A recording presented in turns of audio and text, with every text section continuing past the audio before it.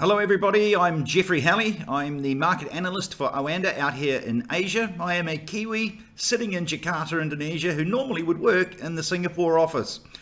But these are strange times, and if it sounds confusing to you, imagine how myself and human resources feel about it. I've been asked to give you a quick roundup of what is coming up in the markets in the month ahead. And actually it is a very interesting month, but thankfully most of the data releases that we are going to get are front loaded towards the start of the month.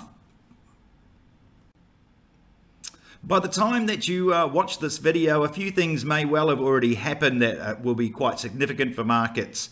Firstly, tonight, and it is Friday the 28th of May at the moment, President Biden in the United States will have released his preliminary budget, where the Americans are looking to run a deficit of 1.8 trillion US dollars, and that is after the tax increases that they want to push through in 2022. That is an awful lot of money for the government to borrow, and I want you to keep that in mind as we go through this chat, because this all circles back to inflation and interest rates and their effects on the world.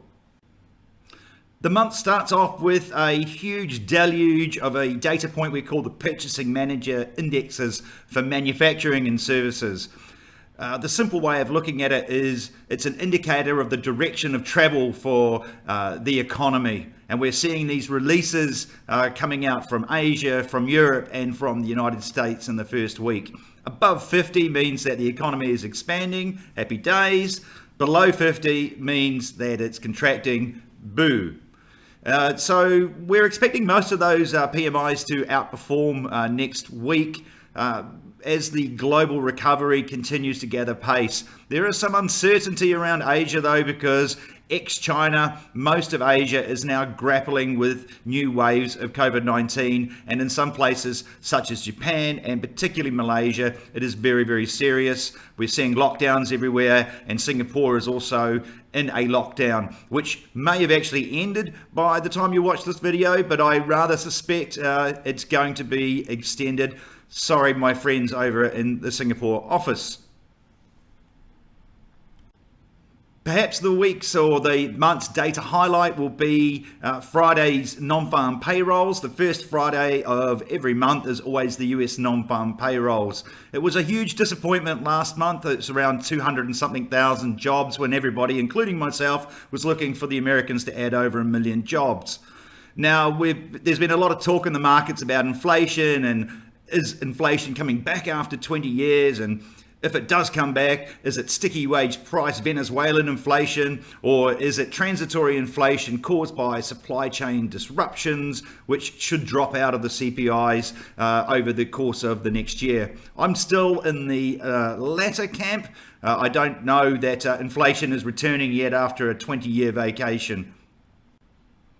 However, if those non-farm payrolls don't add 700 to 1 million jobs this month, those inflation worries are going to subside dramatically, and the effect that we're probably going to see is that US bond yields will fall, and US bond yields are so important because they are the benchmark interest rates for the entire world ex-China. So indirectly or directly, if US interest rates go up, interest rates are probably going up everywhere except for Europe and China, and if US interest rates go down, vice versa.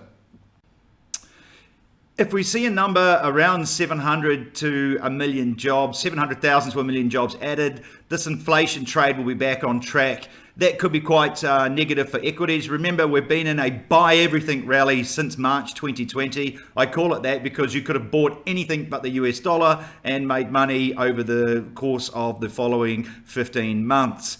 Equities are at very, very rarefied levels, shall I say, right now, and they are by that circumstance vulnerable to potentially a quite aggressive pullback should the interest rate expectations take a swing to the top side for US interest rates themselves. And bear in mind also, the US government will be looking to borrow $1.8 trillion over the course of 2022, and that also will almost certainly push interest rates higher unless the Federal Reserve is going to continue quantitatively easing as aggressively as it has been.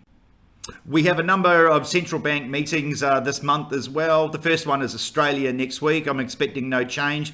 And then the ECB follows the week after in the second week of June. Again, not expecting any changes there, but they may start signalling that they're talking about tapering their quantitative easing program. I very much doubt it though, because Europe is in a slightly different place to the US on their recovery track. And that was the case since the global financial crisis, in all honesty. The real important meeting this month will be the FOMC, the Federal Reserve meeting. That'll come in the middle of the month. And all eyes will be on the FOMC statement. I expect no change in interest rates and no change in their QE program. What we're looking to see is if the Federal Reserve is formally starting to talking about tapering that quantitative easing and potentially a more clear path of when they are going to attempt to normalize rates. If they have blinked and they are starting to talk about that this month, again, that's probably going to be quite a strong headwind for equity markets. We're going to see the US yield curve steepen, i.e. longer dated bonds such as the 10 and 30 years will go up in yield. And we'll probably see the US dollar making a quite strong comeback as well, because higher interest rates usually equate to higher currencies in the ideal world of financial markets, something that we all look for but very, very rarely find. So June, I think, is going to be quite a crucial month for this year. I think we're going to have a much better idea about the direction of inflation and thus the direction of financial markets after June has been completed. We're going to have a much clearer idea of whether this huge equity or an asset market rally, asset price rally is going to continue, or whether we're going to start having a period of two-way price action, which is long overdue. And I would also note that one of my favorite asset classes, the crypto space, is probably not going to enjoy higher interest rates in the US either. So keep an eye out on Bitcoin. I don't think we've seen the last of the meltdowns there. Thanks very much for tuning in, and have a wonderful June. Cheerio.